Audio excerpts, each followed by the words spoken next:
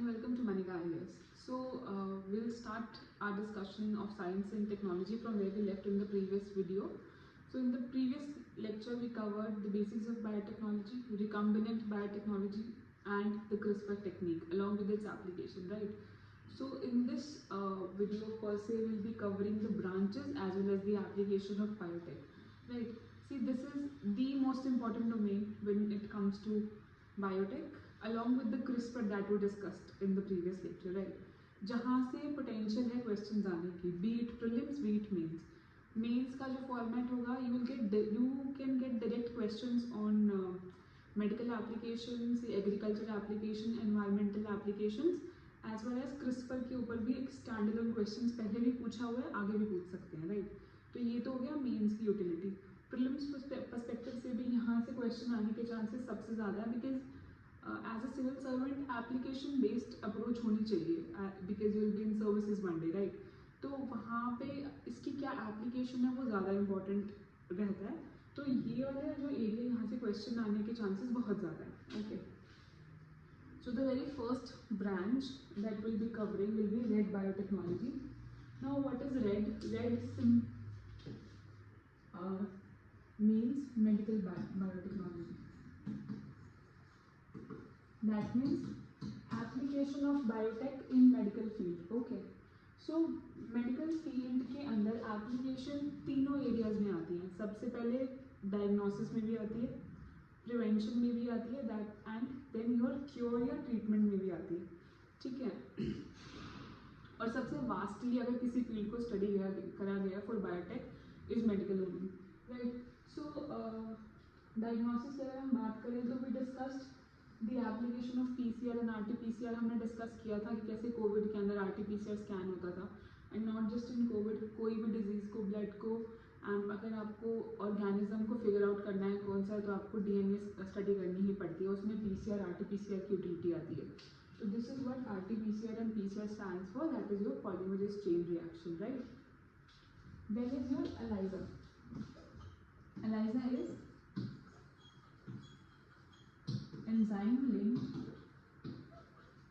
immunosorbent assay. तो इसके बारे में ज़्यादा डिटेल में जानने की जरूरत नहीं है, but just have to remember that it use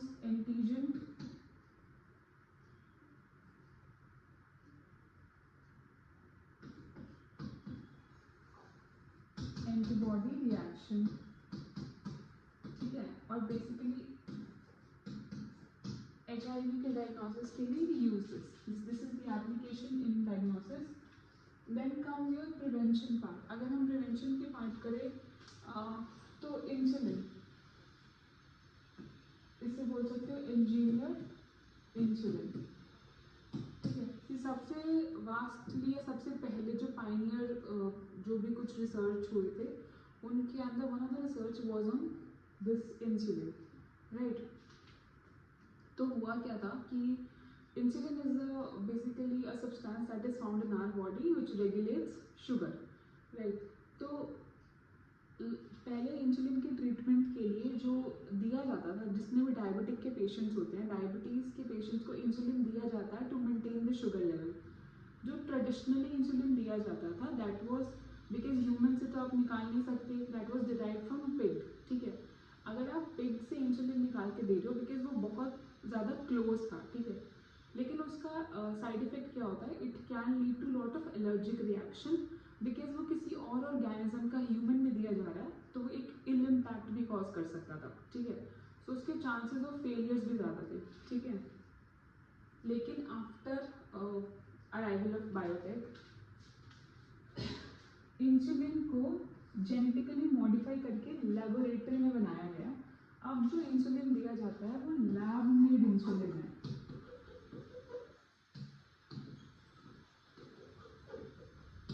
ठीक है. जब आप अपनी बायोलॉजी की एनसीईआरटीज पढ़ोगे ना तो उसके अंदर डिटेल्स लिखी हुई हैं कि स्ट्रक्चर ऑफ इंसुलिन है क्या, कौन सी पेप्टाइड चेन है, क्या पेप्टाइड चेन है. अगर आप वो पढ़ रहे हो तो यू ऑलवेज रिमेंबर कि वो सब यूपीएससी के पर्सपेक्टिव से आपको याद करने की जरूरत बिल्कुल नहीं है. उन सब की डिटेल्स में जाने की जरूरत नहीं है. The application should be insulin that is given to humans for the treatment of diabetes is lab made insulin, ठीक है, and that is exact similar to human insulin.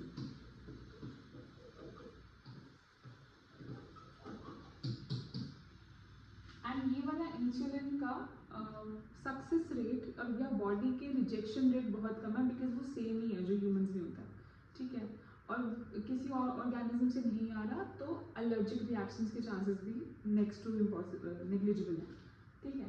So this is one case जहाँ पे हम treatment की बात कर रहे हैं। Then the widely used biotechnology is in vaccinations, ठीक है। वैक्सीन के अंदर बहुत सारे तरीके से वैक्सीन दी जाती है यूजिंग बायोटेक, ठीक है। तो जो अपने कोविड-19 भी था, कोविड-19 में भी लॉट ऑफ वैक्सीन, कोविशील्ड थी या फिर आपकी Pfizer, they all were generated from by the use of biotech. How will see? So there are basically 3 type of vaccines. Let me just erase it.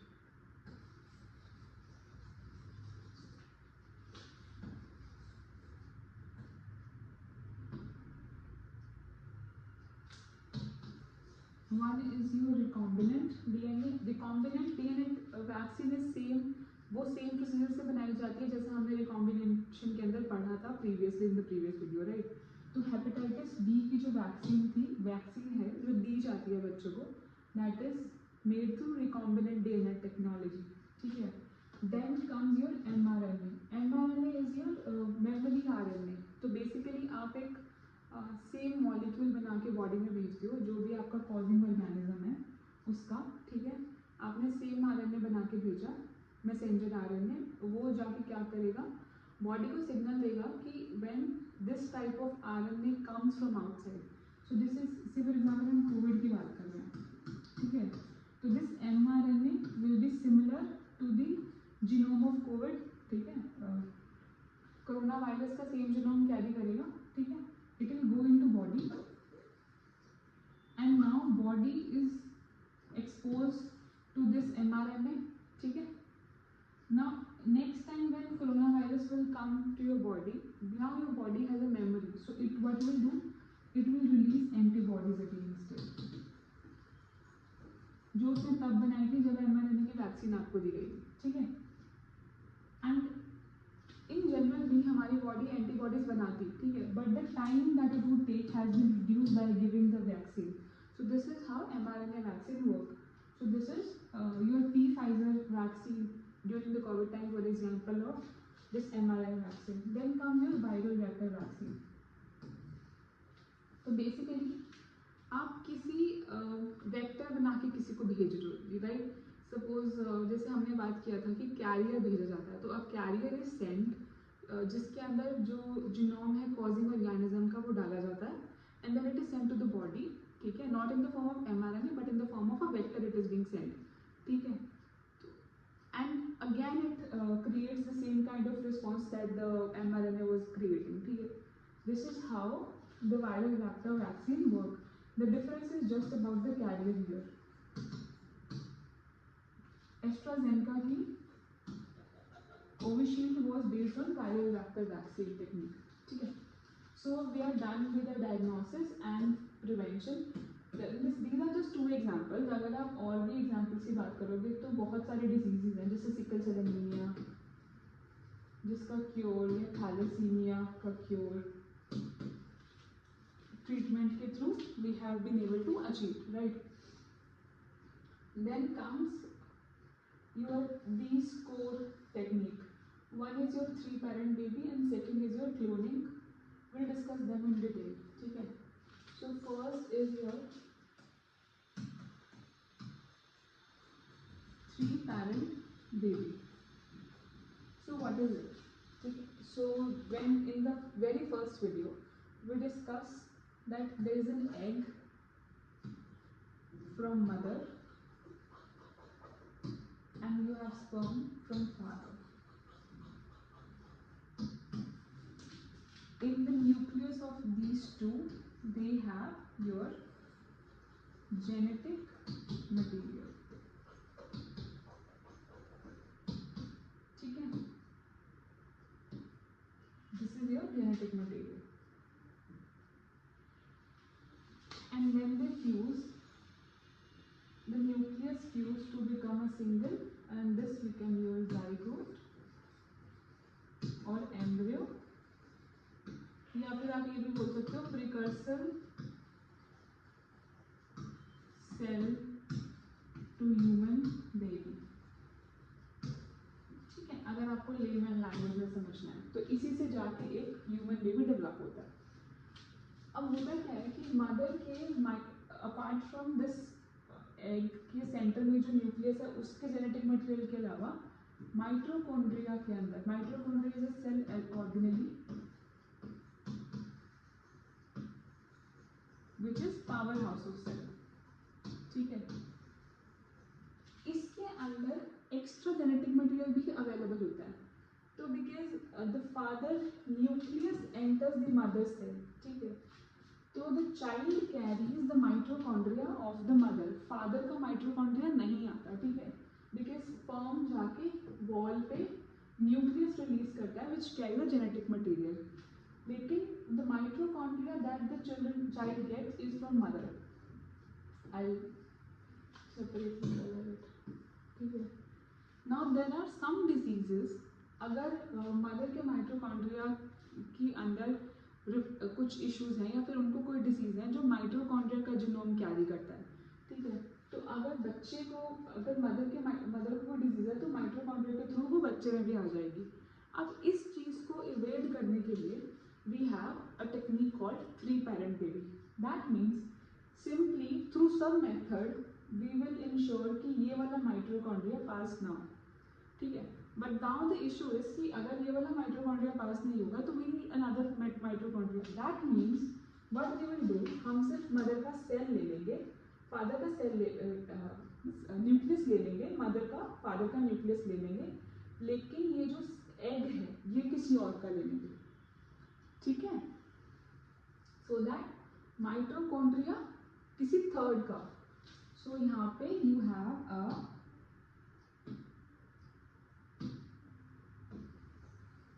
ठीक है, this is a donor egg. So what you will do, you will take this nucleus and you will take this nucleus here to become a new baby, right? I will show you this with the help of a diagram. Wait.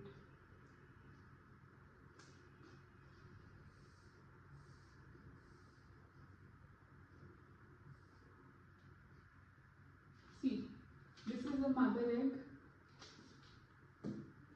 ठीक है, mother egg के अंदर this is a healthy nucleus, this is a unhealthy mitochondria.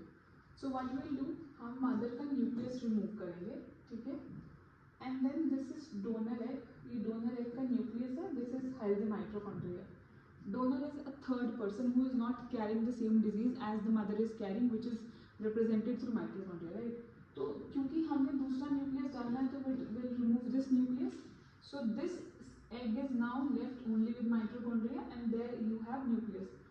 अब हम इस nucleus को इस egg के अंदर डाल देंगे and then this is transferred to the mother, ठीक है, क्योंकि बाकी सब चीजें ठीक है तो हम मदर में डाल सकते हैं। This is one technique. Another technique is called pronuclear transfer, ठीक है। So the process remain the same, the only thing is कि post fertilisation of egg, post fertilisation जब हम एक फर्टिलाइज्ड एग है तो उस न्यूक्लियस को निकाल देते हैं ताकि फर्टिलाइजेशन का प्रोसेस आप इवेट कर सको। That is the only thing, ठीक है, बाकी the rest remains the same. So this is your 3 parent baby. So the purpose is to prevent transfer या passage of mitochondrial carrying diseases, right? So this is the purpose of. Next is your cloning या फिर somatic cell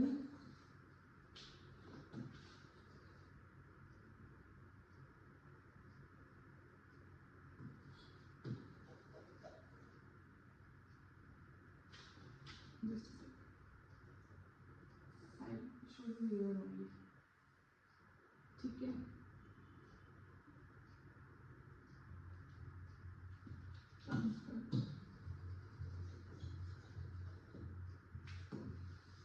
So cloning simply means somatic cell nuclear transfer. See, there's one thing that we discussed was a 3 parent baby, ठीक है। अब cloning का simple मतलब होता है कि आपको एग्जैक्ट रेप्लिका क्रिएट करना है। In the previous video we studied about replication process where DNA makes DNA, exact copies होती है, right?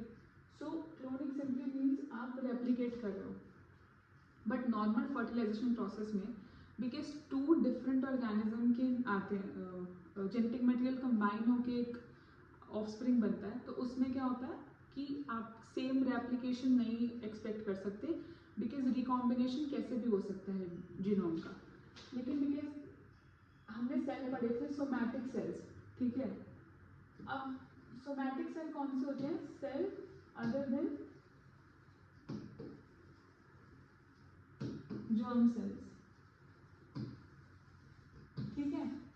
तो अभी हम क्या करेंगे, जो भी आपका एग है या फिर जो फर्टिलाइज है उसके अंदर से you remove the nucleus all together and you put the nucleus of a somatic cell, जिसके भी आपको ट्रेट्स चाहिए उसका, ठीक है। तो यहाँ पे हमने न्यूक्लियस रिमूव करके सोमैटिक सेल का न्यूक्लियस डाल दिया सिंपली। तो नाउ ये जो because it is a diploid cell, पढ़ाई था हमने, ठीक है।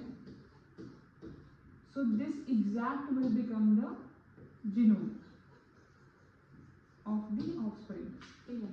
Now this technique is banned in most of the cases because अगर ऐसा होगा तो it will lead to selective gene pool,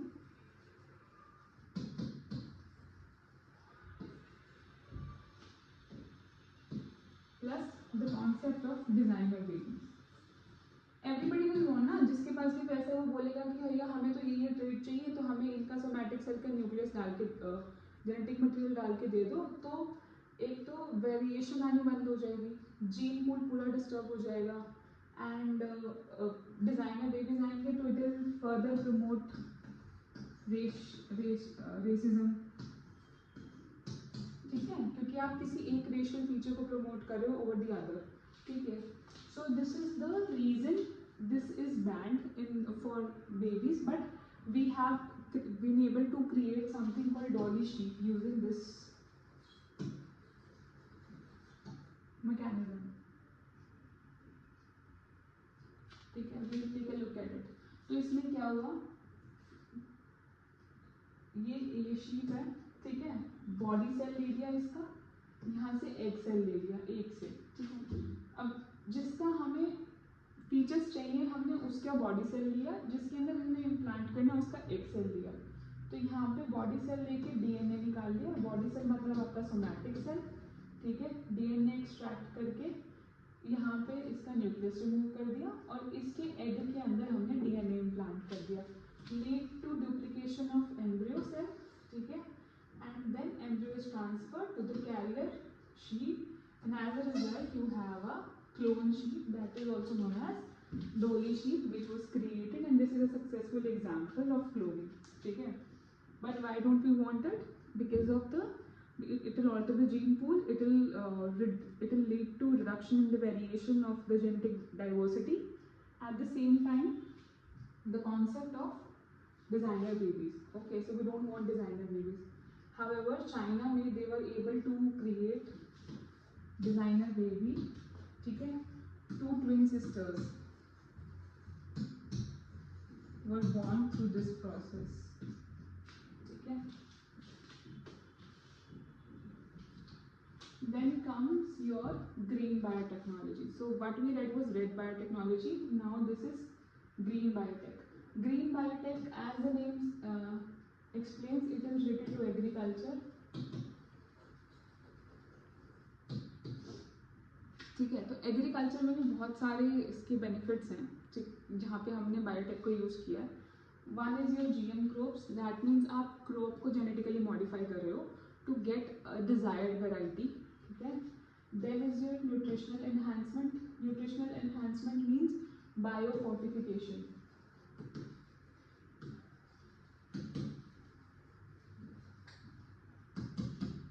Biofortification means कि जैसे गोल्डन राइस, इसके अंदर आप वो कंपोनेंट डाल दो जिसकी हमें रिक्वायरमेंट है. They are biofortified for vitamin A.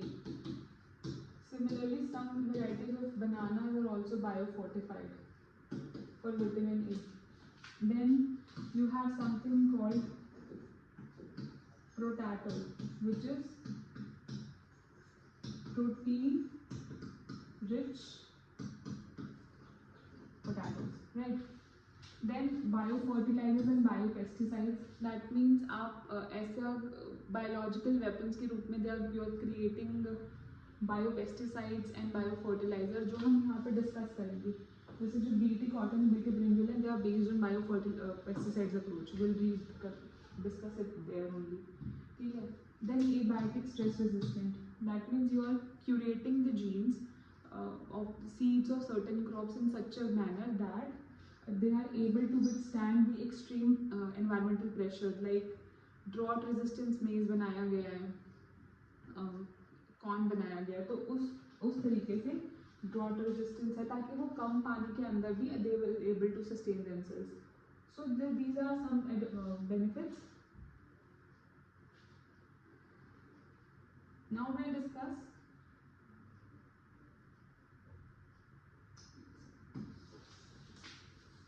Now we'll discuss about GM crops.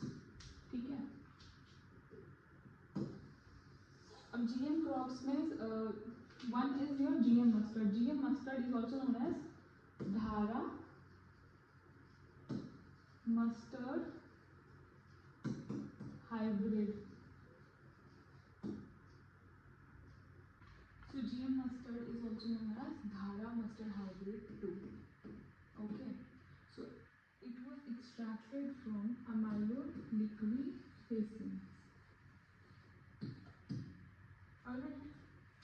Then came your BT cotton and BT brinjal. Now this is the important topic because BT cotton से तो question पूछा भी गया with respect to the Bacillus thuringiensis. Now here BT stands for Bacillus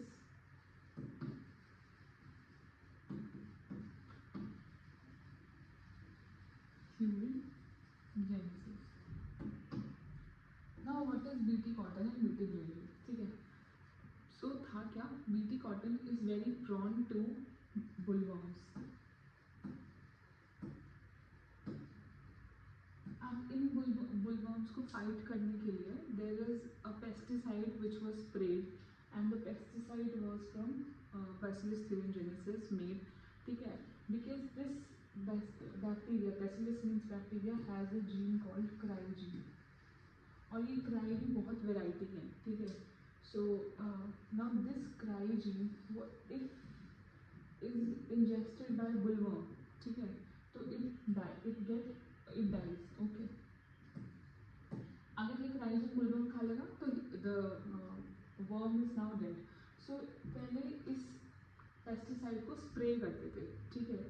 then we created something called we made sure कि हमने cotton को ही इस तरीके से मॉडिफाई किया कि उसके अंदर we inserted this cry gene and then that cotton went on to become BT cotton. That means Bacillus thuringiensis genetically modified cotton. ठीक है. तो नाउ द प्रॉब्लम क्या था? अगर आप स्प्रे कर रहे हो एक तो इफेक्टिवनेस कम है plus the person who is spraying also gated impacted by it. ठीक है. And the now the thing is कि अगर हमने इंसर्ट कर दिया तो it act is as a revolutionary. और बीटी कॉटन की वजह से जो कॉटन की प्रोडक्टिविटी थी it increased in many folds. ठीक है. And it has been used since decades. तो अभी क्या हो गया? Now the bullworms has gained immunity against BT cotton. So another herbicide variant is also being launched for BT cotton. But the other thing that you need to understand, Remember his Bacillus thuringiensis, it is a soil-borne bacteria.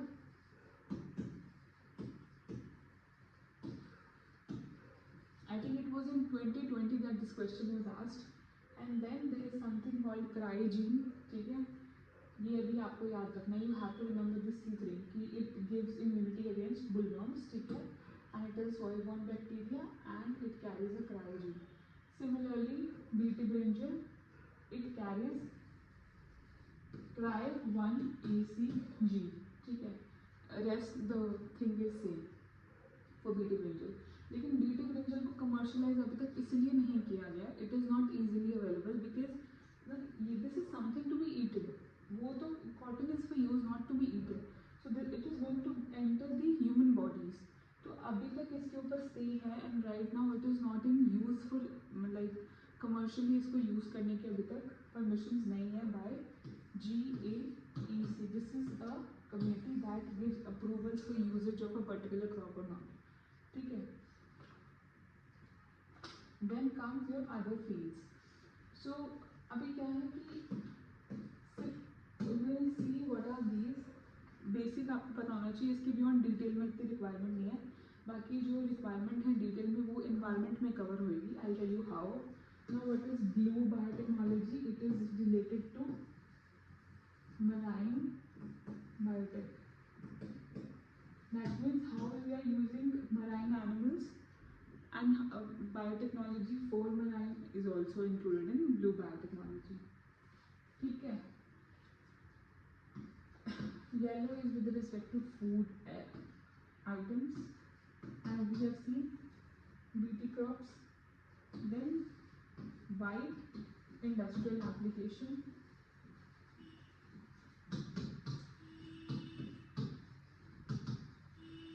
Industries के अंदर आपकी सारी industry cover हो जाती है, जैसे detergent shops के अंदर how you using the technology. This is utility. Grey means environment. Now this is important and the process here is bioremediation. And similarly here it is like जैसे आपके जो lichens होते हैं, दे आर अ सिंबल कि कहाँ पे कितनी pollution है. जहाँ पे गंदगी होगी दे विल ग्रो देयर, ठीक है? सफाई होगी वहाँ पे रहेगी. Bioremediation is also use of certain biological organisms, ठीक है, to clean the water bodies. So this is what you will read in detail in your environment section. Okay, तो यहाँ पे I am not discussing that. But this was about biotechnology, its branches and its application. Beyond this, if you have any questions, any doubt, you can please ask us in the comment section. And the PPT that we use will be available in the form of PDF in the Telegram group as well. Okay. So if you have any questions, आप नीचे descriptions के अंदर detail होगी, वहाँ पे you can ask. Okay. Thank you. Have a nice day.